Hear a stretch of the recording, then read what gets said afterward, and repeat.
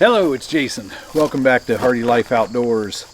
I have finally made it back to the Lazy H. I think it's been almost 2 months since I was here, and primarily because we just had a swimming pool installed in the backyard.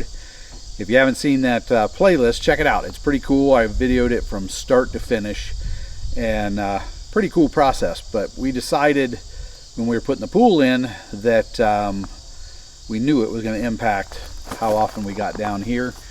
But it gets so stinking hot down here that I don't necessarily want to be out working. So we just decided we'd spend most of our summer weekends enjoying the pool, because the window for that is small, and get down here spring, fall, and winter. So it is mid-August, so we're still in the summer, but we got a cooler week. I'm here, it's weekdays, decided to come down here. I'd work from here and get out in the evenings. I'm trying to get my deer food plots in. I was down last night. I got 2 of them in. I've got 1 more to do. And I don't know if you've seen, I've talked before about this seed mix, Vitalized Seed. And I met some guys in a hunting group on Facebook that started this company. And the guy is really into soil health. He's really into the science behind, what you plant and how it improves your soil. So I've bought into the program. I planted the spring mix, and the spring mix, one of the things that's in it is sorghum. So when we get back there, you'll see the sorghum. Sorghum is probably 6 or 7 feet tall. So in order for me to get in there and plant this, I need to go through with the brush hog and knock it down at least low enough that when I run the spreader, the seed will spread.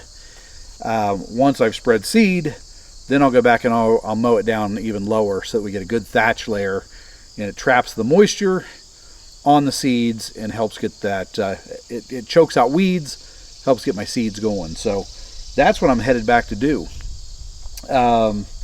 Taking the 4052R and the big brush hog, just from an efficiency standpoint, I want the bigger tractor, and that's what I'm going to do. So had the 1025R out to cut the grass here. I did some of that yesterday during lunch and finished it up today during lunch. But I'm going to head back and do that. But before I do, one of the things I wanted to comment on, I shared one of my videos about the using the grapple with the 1025R. Shared it on Facebook. And I had a guy comment and commented that, hey, I watch a lot of your videos, and this was not one of your better videos. So, it's not very often that people will give you, very specific feedback. But the funny thing was, when he said it, I already knew that. When I put the video together, it was my first time using the grapple. And I fought that grapple, trying to figure out, it's not a hydraulic grapple, it's a mechanical grapple. So you use it a little different. I struggled with it. And when I was creating the video, I was like, this is just, I'm fighting to put this video together. But I had the content. I wanted to push it out, so I did. And I told him, I appreciate the feedback. I knew it wasn't a good video, and I pushed it out anyway. But he came back and said, hey, it's all right. I like a lot of your content. It's very informative, and I enjoy it, and you're very sincere. So I appreciated his negative feedback and his positive feedback, and it got me kind of wondering, it'd be interested in your feedback of, why do you watch? Not just my channel, but other channels. Are you here to be entertained? Are you here to learn something? Is it a combination of the two? Or are you just here kind of, living vicariously, saying, I live in the suburbs and I wish I had the opportunity to get out and do some of the things that Jason's doing out on his place. Just really curious, depending on what you say, I'll try to cater to that. So if you're more into learning, we'll talk more and do more learning stuff. If it's more just the experience, we'll do more of that. And I do all kinds of entertaining stuff that wasn't planned. So let me know. I'm curious. But I'm going to pack up, head back there. We'll unpack and show you that food plot, and we'll mow it down and get some seed on the ground. So that's the plan for now. If I get time, we'll run up. I'll show you the apple trees that I planted a while back. They're full of apples. So we'll go see what's going on, back on the 80, back on the Habitat Oasis project. So let's go check it out.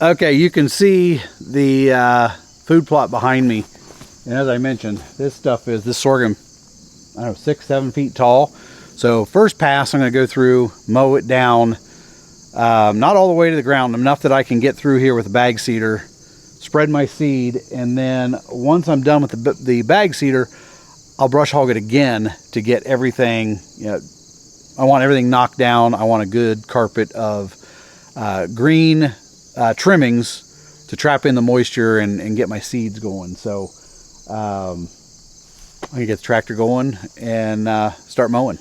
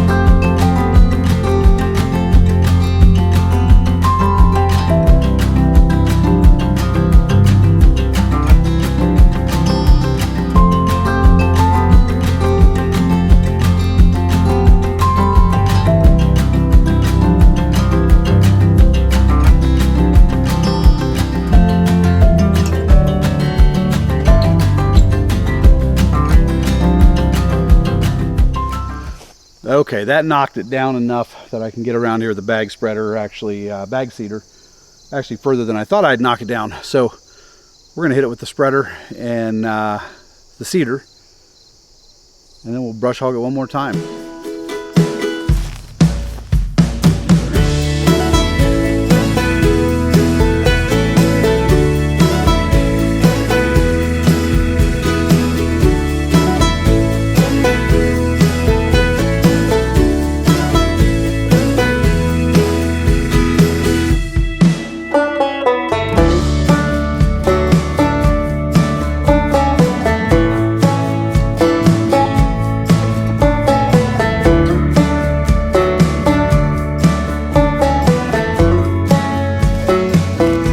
That's it for the seed. One more pass with the brush hog and we'll be in good shape. This is my favorite spot to hunt. I've got to stand right up here and just always enjoy sitting here. I can see all across the property, see a lot of the work that I've done, and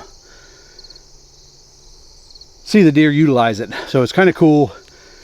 I haven't had as good a food plots out here the last few years as I did before, but I had a clover field out there and I would sit here and see 15 to 20 deer in an evening, and they'd be spread out around the property. So they're far enough apart that the doe families can feed without any kind of stress of being right there with another group of does. So they're only separated by several hundred yards, but they kind of keep to themselves, and again, reduces the stress. I will watch some of the small bucks. They'll wander from plot to plot with the does, but this is definitely one of my favorite spots to hang out.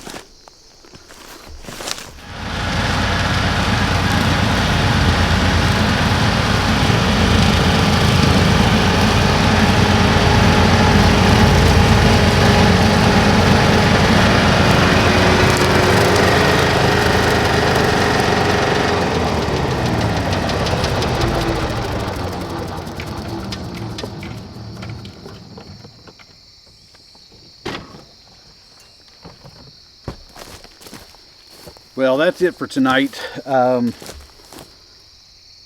the seed down. I would have liked to have a little thicker thatch layer, but this is a tough environment. And the spring planting, obviously the sorghum came up. I saw some other things in there, but a lot of the other things didn't come up as well as I would have liked to really fill in at the bottom. But you know, we'll see what this does. We need to get some rain. You know, a few good rains to get this germinated, get it going, and by the time deer season rolls around, we're about 6 weeks out. This should we should have some stuff in here for the deer to eat. So I got some things going on tomorrow. I'm gonna get the tractor back to the barn and get some dinner, and then get at it. A couple things tomorrow. I got to work, but a few things I'll squeeze in through the day. So I'm gonna pack up. Got a few tree tubes I got to straighten that I bumped with the tractor, but I'll get back to you in the morning. So I got several trees out here that are caged. I'm guessing that's all that's protected them from those apples from the deer. Can't imagine they haven't found them yet. Got a few of them in there. Several on down here. So pretty good apples. I think I mentioned before, I made a mistake with these. When I planted, I really didn't pay attention to when they would be ripe and when they would drop. So by the time hunting season comes around, these apples are on the ground and gone. But you know, live and learn. I've planted some other stuff that, some persimmon, chestnuts, crab apples, some other things that are going to attract later in the season. So you know, at this point, I've just got apple trees that grab one, and they're not too bad. It's a good apple.